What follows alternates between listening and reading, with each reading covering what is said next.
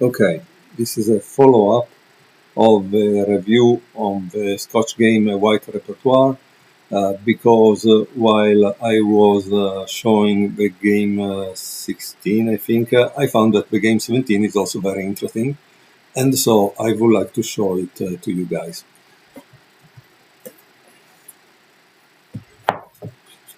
So game 17 is played between Asmai Parashvili versus Hector. I think they both are Grandmaster. This was played in San Sebastian, 1991. E4, E5, knight F3, knight C6, D4, E takes D4, knight takes D4, and here we see, boom, like before we see the queen H4, okay?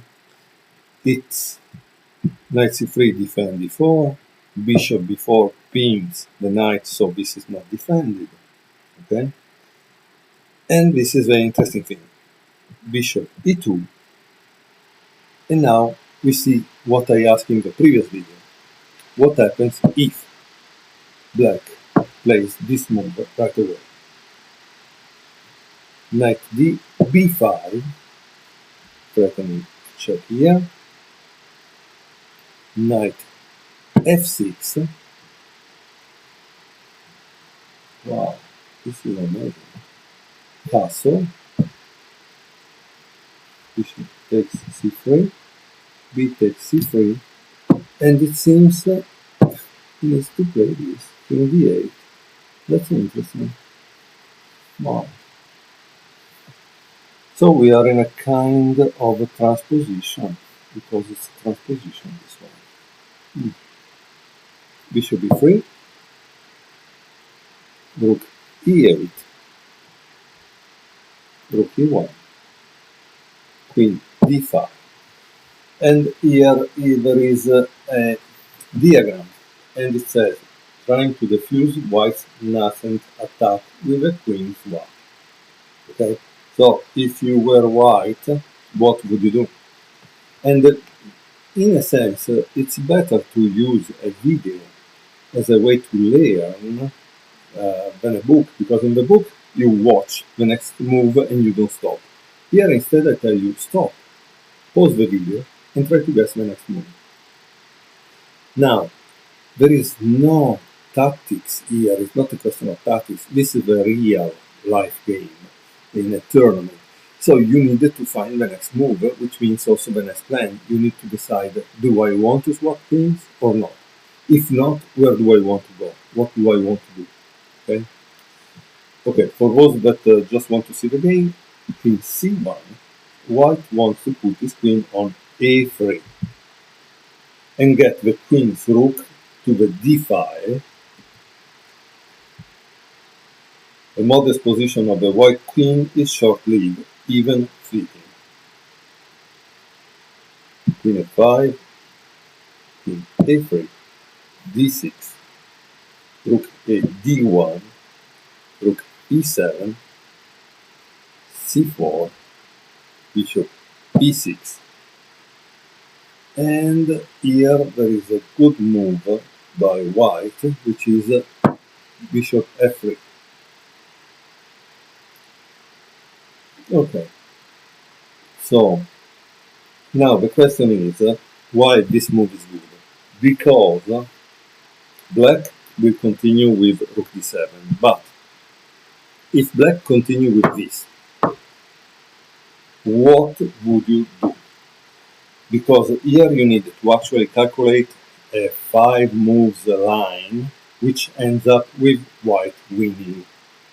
Okay, so you need to calculate before you played bishop f3 what would happen if black plays bishop takes c4.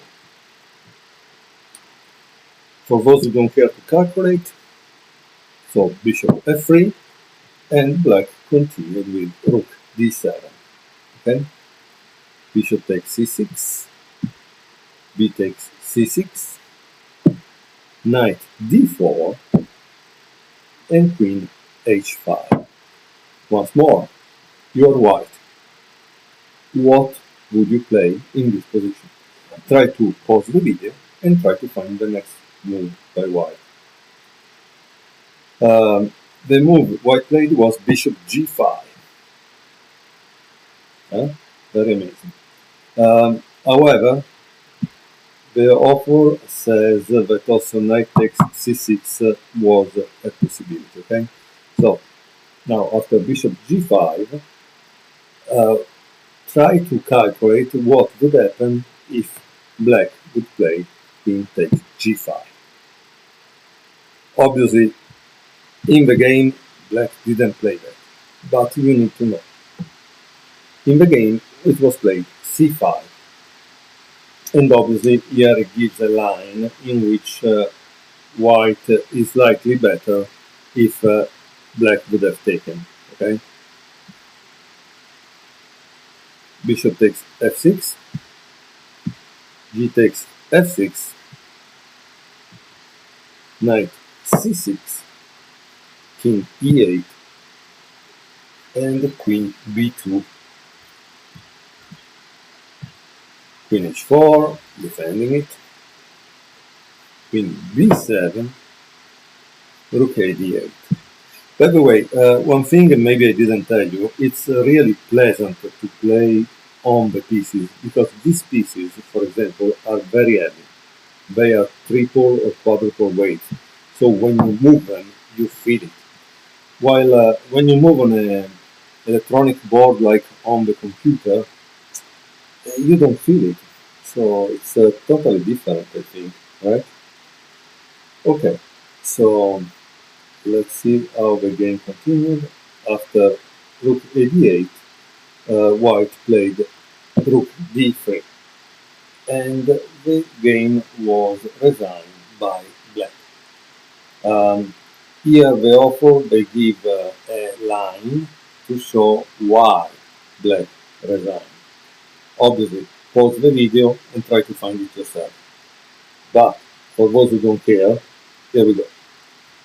Queen takes c4, rook g3, king f8, knight takes d8, rook takes d8,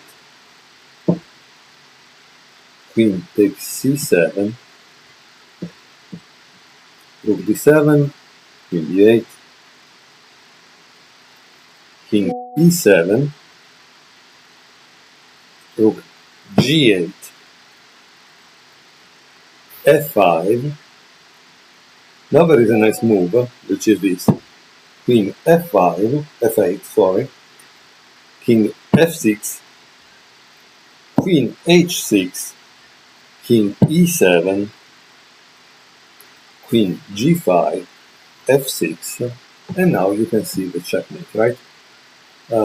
Because queen g7 is a checkmate. You say, no, wait, what do I do if I do this? Bam! That's why there was a rook on the e5. So it's interesting, practically from move 24 to move 33. I don't think white actually calculated all of this, but he definitely knew how to enter in the last rank with the rook of that maneuver, and that was the winning maneuver, because at that point the queen really created disaster. I hope you enjoyed this second view of this second review of this book, The Scotch Game, and if you are interested in playing the Scotch, definitely it's worth to read it.